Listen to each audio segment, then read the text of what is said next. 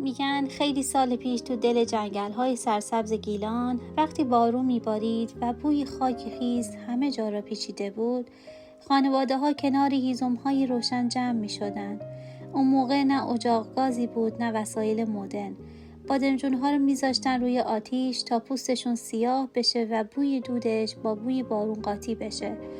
بعد سیر تازه شمالی رو له می‌کردن، با گوجه های آبدار محلی قاطی می‌کردن و تخم مرغ رو آخر سر می‌ریختن روش.